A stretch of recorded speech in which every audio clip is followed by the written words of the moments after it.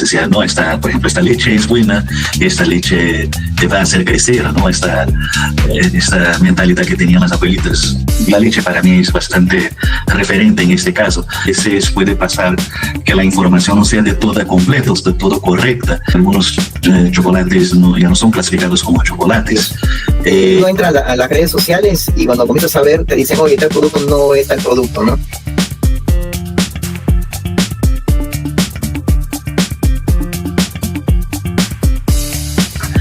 Buenos días a todos. Vamos a empezar más un episodio de MBcast. Soy su anfitrión, Fabrizio Marvilla, y hoy día tenemos un invitado muy especial, que es Hans Huerta, que es asociado senior del estudio. Así que, buenos días, Hans. Te damos la bienvenida. Gracias por la invitación. Es un gusto. Hans es experto en derecho del consumidor y este es el tema que nos invita hoy día. Vamos a comentar un poco del derecho del consumidor, pero bajo la perspectiva de la gestión empresarial, ¿no? Algo bastante relacionado al compliance. Así que creo que la primera pregunta que nosotros podríamos pensar, porque cuando pensamos derecho del consumidor, básicamente pensamos en el consumidor, que es la parte más afectada en general, o hay esta visión, ¿no? Sin embargo, también hay la otra parte, que son las empresas, son los empresarios, y no todos los empresarios son grandes empresarios. Así que, teniendo esto en perspectiva, ¿no? Y las buenas prácticas, que es lo que se propone pensar hoy día para estos empresarios, ¿cuáles serían las características principales que crees que debería tener una empresa para implementar las buenas prácticas en relación a su contacto con el consumidor? Yo creo que hay muchos puntos que podríamos analizar, ¿no? Desde la mente del empresario, ¿no? Tú quieres ser un empresario que solamente quiere vender un producto o un servicio estacional, temporal, o quieres que tú como empresario, tu hijo, que es tu empresa, perdure en el tiempo y crezca, ¿no? Tenga una línea de crecimiento. Es lo que creo que cualquiera quisiera, ¿no? Que tu visión de negocio pueda extenderse y perdurar en el tiempo, que es lo más difícil, ¿no? Pero esa perduración en el tiempo tiene varios puntos que verse, desde la reputación de la empresa y su dinámica dentro del mercado, porque hoy vivimos en un mercado muy cambiante, donde comenzamos con un giro de negocio, pero la tecnología, la competencia, las nuevas formas de vender, las nuevas formas de consumir, van haciendo que las empresas tengan que mutar, transformarse, adaptarse, pero al mismo tiempo, esa adaptación, esos cambios, van acompañados de otros puntos como es el consumidor, ¿no? O sea, la razón de ser de un empresario, al final no solamente es la rentabilidad de su economía, sino el producto que le ofrece a quien le va a comprar. Y como dicen la frase clásica, ¿no? El cliente tiene la razón, porque esa debería ser la idea del empresario, ¿no? Yo existo para darte a ti cosas, ¿no? Y también esa es mi finalidad. Claro, a veces el empresario tiene que conquistar al consumidor, ¿no? Decir que tiene de distinto mi producto. Entonces hay una relación de conquista, pero también de cómo hacer esta conquista, ¿no? De cómo mantener la fidelidad del cliente. Claro. Esto es difícil. Yo creo que es lo más difícil, ¿no? Porque hay muy pocas empresas a nivel macro, o sea, cuando hablamos de empresas multinacionales, incluso algunas nacionales, que han ido fidelizando, ¿no? a su consumidor, ¿no? Hay muchas marcas que han logrado fidelizar a su consumidor y el consumidor tiene un precepto sobre la marca, ¿no? Más allá de la fidelidad, cree que la marca le da una cierta confianza. La práctica de las abuelas, ¿no? Que decían, lo de antes dura, lo de antes era mejor. Entonces el consumidor, cuando adapta por información, es decir, compro esto porque de cierta manera esto en un cierto tiempo me dio a mí confiabilidad de la calidad del servicio, del producto, y eso se traslada en buenas prácticas, ¿no? Que un empresario simplemente vea al consumidor como alguien al quien le va a vender y va a obtener una ganancia, una rentabilidad, es muy probable que esa empresa en el transcurso del tiempo vaya a desaparecer, ¿no? Y vemos pues que inician negocios pequeños y hay negocios que van prosperando, ¿no? Por ejemplo, ¿no? Los casos de Gamarra, ¿no? En Gamarra hay muchas empresas textiles que han logrado fidelizar y tienen sus stands y los ves con mucho tema llamativo, van personas a nivel nacional, vienen hasta Lima a comprar esa marca, incluso algunos han logrado poner sus marcas en tiendas comerciales, ¿no? En centros comerciales, malls y todo lo demás. Y es porque entendió el empresario que no solamente era vender por vender y decir tengo buen algodón o es algodón peruano, sino también en los detalles, ¿no? Del consumidor. ¿Y qué le das también al consumidor, no? Te doy una buena tela, que ahora pues en los productos hay que tiene UV, esta tela te previene del sol, la lluvia no te va a entrar. Entonces hay una preocupación del empresario en dar una calidad al consumidor, y eso es una forma de mostrar una buena práctica, ¿no? No un vendedor simplemente de producir y dejar que sea que el consumidor decida al final, ¿no? Sí, es cierto, ¿no? El consumidor se divide en muchos niveles, ¿no? Hay el consumidor menos exigente, que solo piensa quizás en el precio. Este es el nivel más básico, y cuando vamos desarrollando el tipo de consumidor, ya vamos viendo tipos de calidad que busca, para qué objetivos, ¿no? Has tocado un tema que incluso estaba pensando un poco antes de que hablabas. Y la cosa es esta, ¿no? Y antes habías mencionado las abuelitas, ¿no? Las abuelitas decían, no, por ejemplo, esta leche es buena, esta leche te va a hacer crecer, ¿no? Esta mentalidad que tenían las abuelitas. La leche para mí es bastante referente en este caso. Sin embargo, a veces puede pasar que la información no sea de toda completa, de todo correcta. Y cuando hay una ruptura de esta confianza, que se descubre, por ejemplo, la leche tiene más porcentaje de algo, de otra cosa, de agua, otros productos de leche, o del chocolate, como también hubo, ¿no? Que algunos chocolates ya no son clasificados como chocolates. Este es un tema que va mucho más allá del derecho del consumidor, pero también podríamos relacionar con la competencia, ¿no? Porque yo puedo, por ejemplo, yo veo que, no sé, un chocolate que ya no es clasificado como chocolate, entonces armo de determinada forma mi publicidad, de forma a fidelizar a aquellos clientes que se han visto huérfanos, por así decir, del producto.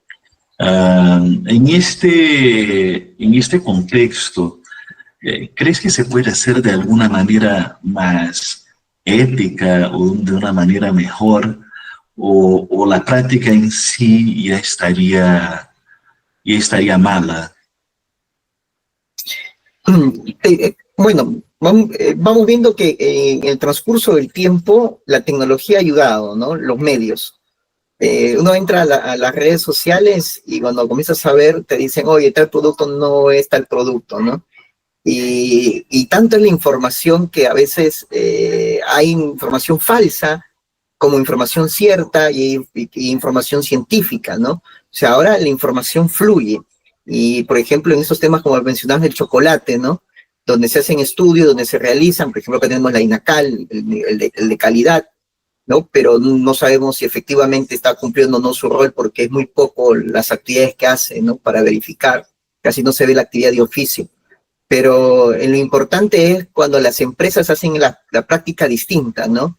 En el tema de la competencia. O sea, yo aprovechándome de que tal empresa tenía cierta cantidad de clientela que consumía pensando que el producto verdaderamente era real, tenía los insumos ciertos, ahora me toca a mí desacreditarlo y decir yo sí tengo el verdadero producto, ¿no?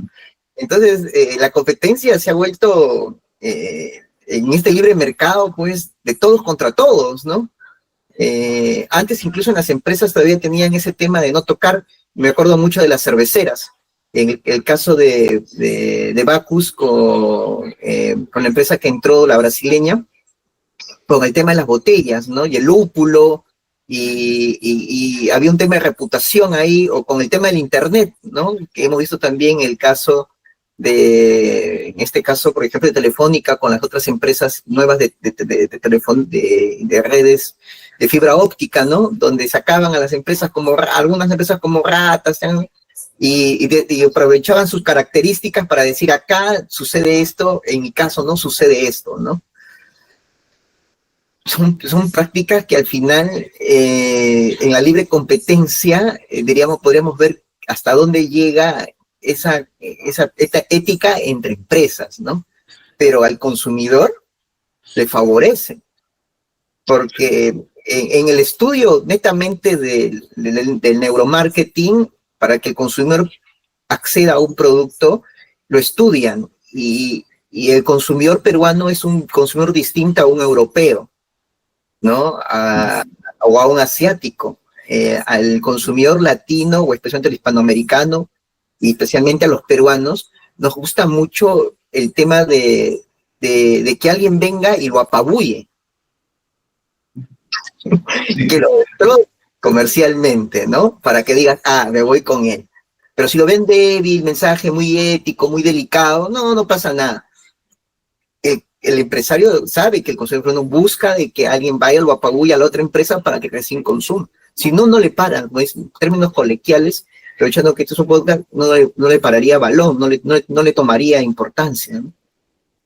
Sí, y claro, has mencionado el caso de Bacus, la otra empresa, la brasileña es Ambev, y es un caso curioso aquí, porque no sé si has tenido la oportunidad de alguna vez tomar una cerveza brasileña, pero la cerveza brasileña contiene menos teor alcohólico, tiene menos alcohol. Pero es porque Brasil es un país más caliente, ¿no? Hace más calor, más cálido. Entonces, tiene sentido tener menos alcohol porque el alcohol calienta. Más, y obviamente aquí en el Perú hace un poquito más de frío, entonces hay estas diferencias entre productos, cantidad de determinados elementos. La propia Coca-Cola tiene esto, ¿no? Si hay una parte, creo que en Disney, que tú puedes tomar la Coca-Cola de todas partes del mundo, y cada país es distinto.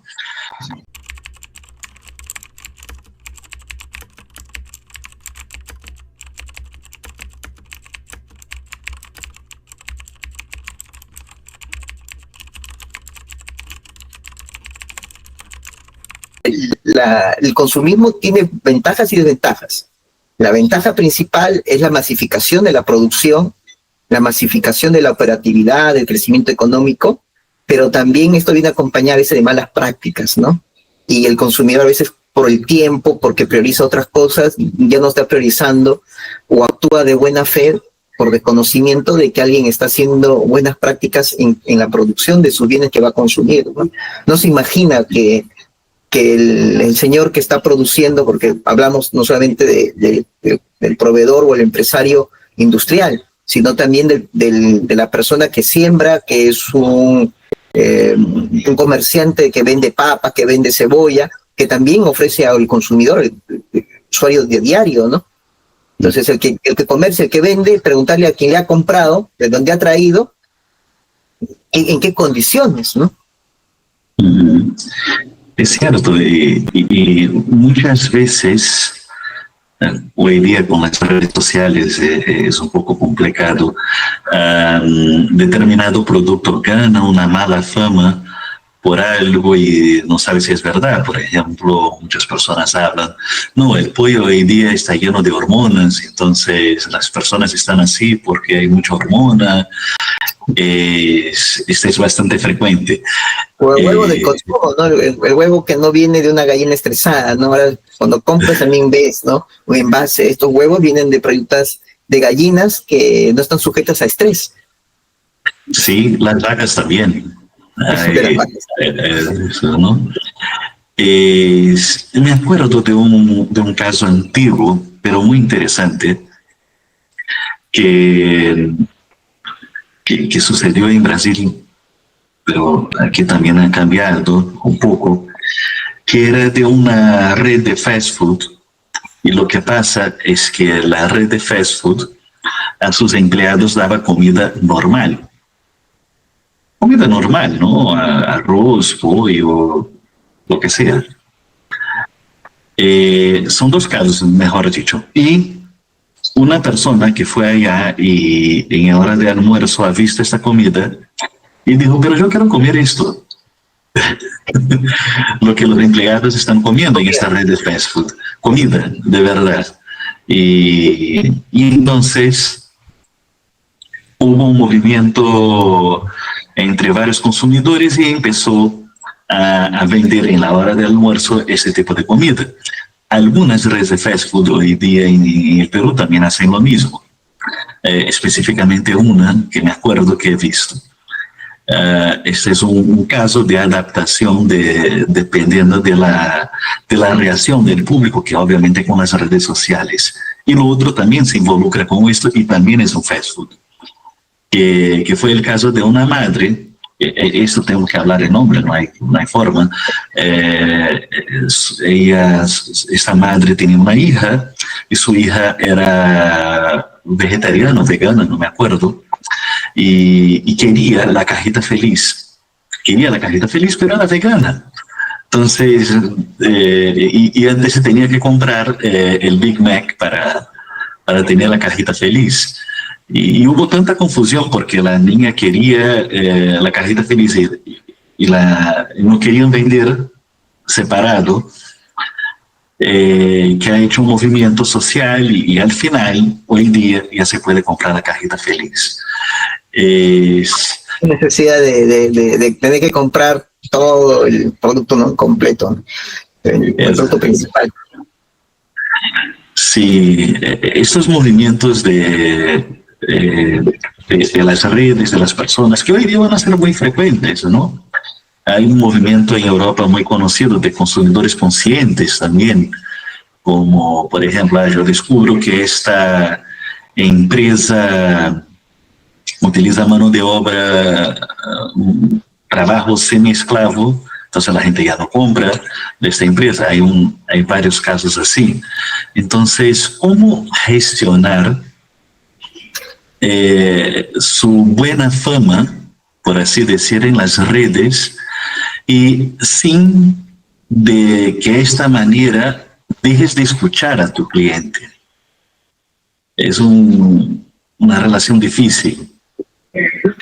Sí, porque que una empresa sea tan transparente en todo su proceso de producción, en toda su cadena, desde el suministro hasta la puesta del producto a mano del consumidor, es bien difícil, ¿no? De decirte de dónde traigo la carne, cómo la proceso, bajo qué condiciones, porque incluso los productos de marcas muy reconocidas tienen trabajo de explotación infantil, y eso es conocido, pero también quienes lo compran no tienen un grado de conciencia, ¿no?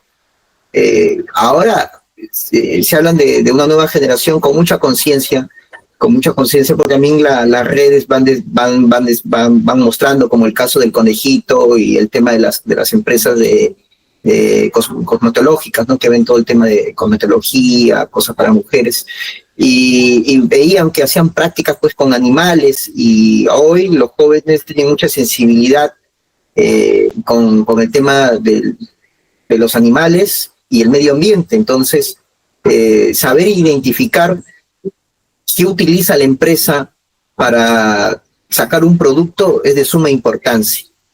Y ser transparentes es una labor, creo que misiónica, que debe corresponder a todas las empresas hacerlas, porque garantiza al consumidor esa confianza. O digo, estamos en una etapa de tanto consumo que las personas confían de quien le está vendiendo de buena fe. Y la buena fe es algo que es importante en toda cadena, en toda relación jurídica, en toda relación de consumo, porque todos presumimos, si no seríamos un mundo de malicia, ¿no? Entonces, antes de consumir te revisaría todo y me podría investigar antes de comprar, entonces eso quitaría un tiempo, un desgaste.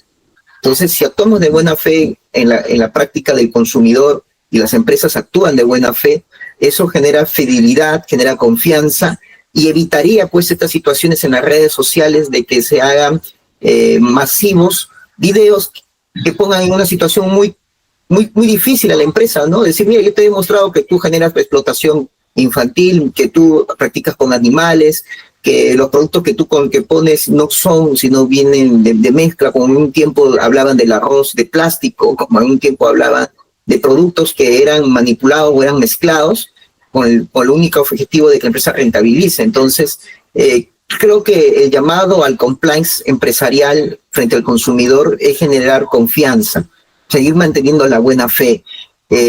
Cuando la buena fe se pierda entre los sujetos, vamos a pasar a un proceso de deshumanización. Ya no confío con el que estoy a mi costado, ¿no?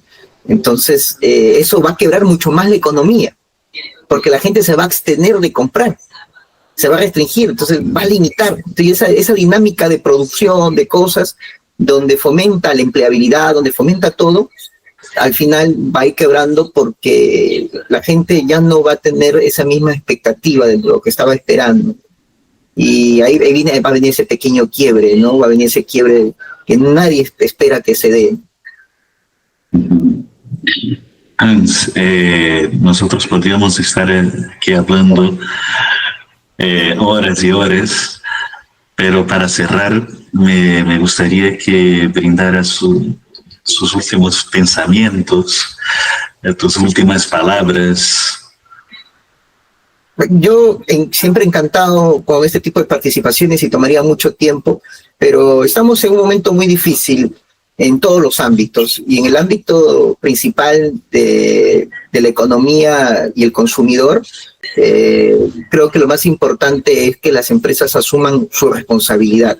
Una responsabilidad llamada a una ética empresarial frente al consumidor, de ser transparentes con los consumidores, sincerando de cómo se extraen los productos materiales, los bienes primarios, y cómo se da el proceso de producción, y esto genere confianza, ¿no? Y como vuelvo a repetir, la buena fe en las relaciones, tanto empresariales, comerciales y de consumo, es muy importante para que se siga manteniendo esta cadena, ¿no? Esta cadena de producción que genera todo este abanico de la economía que hoy conocemos. Perfecto, muchas gracias, Hans, por tantas buenas informaciones, buenas tips, y bueno, gracias.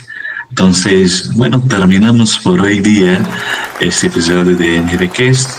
Ustedes pueden acompañarnos en los próximos episodios y nos vemos en el próximo invitado. Hasta luego.